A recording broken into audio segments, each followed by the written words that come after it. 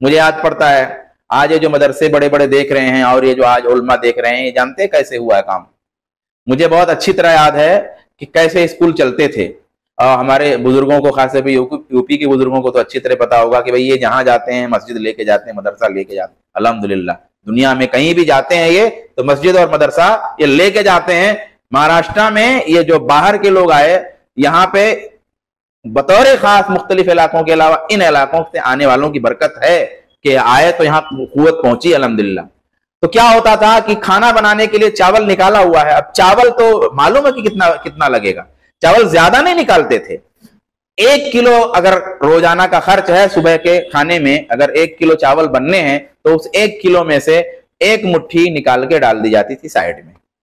इस तरीके से पूरे महीने में बड़ी बड़ी 30 मुट्ठियां हो जाती थी, और 30 मुट्ठियां कम से कम 1 किलो हो जाएगा, 1 किलो। अब अगर गांव में 25 घर हैं तो कम से कम, और 1 नहीं 2 मुट्ठी, 2 टाइम खाना बनता है तो 2 मुट्ठी, तो इस तरीके से हर घर से 2 किलो चावल। अब अगर 30 घर हैं तो एक गांव से महीने में कितने चावल निकले भाई? 60 किलो चावल निकले। अब वो 60 किलो कहां जाता था? मदरसे में जाता था। और हफ्ते में 4 आना लेकर के जाना होता था, 4 आना। अब 4 आना हर किसी को पास होता था, 4 आना हर गरीब आदमी भी देता था। अब वो 4 आना हर बच्चा देता था, तो वो 4 आना मिलता था, उससे मदरसे का खर्च निकलता था। और उससे बड़े बड़े काम हुए, उसी 4 आने और उसी 1 मुट्ठी। चावल कितनी है भाई?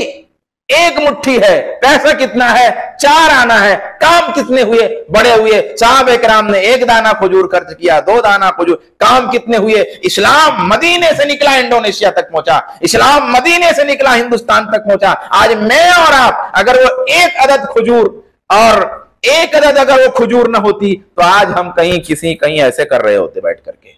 लेकिन उनके 1 पीस, 1 अदद जो खजूर ऐसे खा करके हम फेंक देते हैं, वो 1-2 अदद खजूरों के पीछे बागों वाली जो नीयत थी, 1 सिक्के के पीछे करोड़ों वाली जो नीयत थी और इखलास था, उसी बरकत से आज इस्लाम हम तक पहुंचा हुआ है। इसीलिए अल्लाह के रसूल सल्लल्लाहु अलैहि वसल्लम ने फरमाया कि तुम उहुद पहाड़ के बराबर सोना खर्च कर लो, हमारे सहाबा के आधे मुद खर्च के बराबर नहीं पहुंच सकते। यही वो टेम्परेचर था जज्बे का जिसकी बुनियाद पे हम नहीं पहुंच सकते। आखिर में मैं बात खर्च करता हूं, कुछ लोगों के जहन में ये होता है कि ये पैसा मेरा खर्च क्यों करूं। एक शुबह मैं दूर कर देता हूं, पैसा मेरा है, खर्च क्यों करूं। देखिए, मैं ऐसे लोगों को बताता हूं कि अगर आप ये समझते हैं कि दुकान आपकी है, तिजारत आपकी है, क्लिनिक आपकी है और आप पैसा कमा रहे हैं, और आप खर्च क्यों करें? इसलिए खर्च करें कि अगर आप ऐसा समझते हैं, और समाज को आप नहीं तो आप समाज से लीजिए भी मत, समाज से मत लीजिए। आप अपनी क्लिनिक किसी पहाड़ी पे जाके खोलिए। अपनी क्लिनिक कहां खोलिए भाई? किसी पहाड़ी पे जाके खोलिए। आप अपने बच्चों को उसी पहाड़ी पर पढ़ाइए, आप अपना घर उसी पहाड़ी पे बनाइए। घर आपने सोसाइटी में क्यों बनाया है? समाज से फायदा लेना है आपको ना, क्योंकि समाज आपको सिक्योरिटी दे रहा है, समाज की वजह से आपको सिक्योरिटी मिल रही है। जहां समाज बनता है वहां स्कूल खुल जाता है, समाज का फायदा स्कूल की सूरत में आपने लिया। जहां समाज बनता है वहां अस्पताल बन जाता है, अस्पताल का फायदा आपने समाज से लिया, सिक्योरिटी का फायदा आपने समाज से लिया, रहन सहन का फायदा आपने समाज से लिया, मार्केट और बाजार का फायदा आपने समाज से लिया, खरीदार आपके पास आ रहे हैं समाज के लोग हैं, तो फायदा तो पूरा आप समाज से ले रहे हैं। समाज को रिटर्न जब देना होता है तो परेशान हो जाते हैं। तो ये एक शुबा जो है, और खर्च हर कोई करे वलौ बेशिक्के तमरतिन, अगरचे 1 खजूर के आधे टुकड़े से हो, 1 खजूर के आधे टुकड़े से हो, तब इंसानियत की खिदमत हो पाएगी, तब समाज की खिदमत हो पाएगी।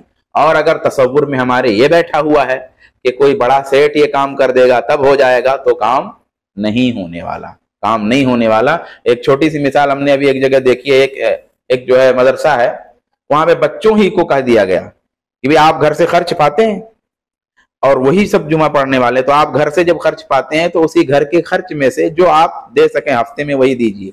उसकी बरकत ये हुई कि उस मस्जिद के बुनियादी खर्च उन्हीं बच्चों के पैसे से पूरे हो जाते हैं। वही थोड़ा थोड़ा वाला, वही 1-2 रुपया, 3 रुपया, 4 रुपया, ये वाला खर्च। अब 400 बच्चे अगर हैं और अगर 1-1 रुपया खर्च करेंगे, किसी मदरसे में अगर 400 बच्चे हैं, 1-1 रुपया डालेंगे तो कितना हो जाएगा भाई? 400, 12 चौक 48, 5000 रुपए हो गए। 5000 में जो छोटी जरूरत एक मस्जिद की है पूरी हो जाएगी आराम से। तो ये बरकत होती है। तो समाजी खिदमत, इंसानियत की खिदमत, हमारे इस्लाम का हिस्सा है, उसकी अपनी शर्तें हैं। मैं अल्लाह तबारक व तआला से दुआ करता हूँ कि अल्लाह तबारक व तआला मुझको, आपको, सबको, सारे इंसानियत के लिए मुफीद बनाए, सारे लोगों के लिए मुफीद बनाए। आमीन।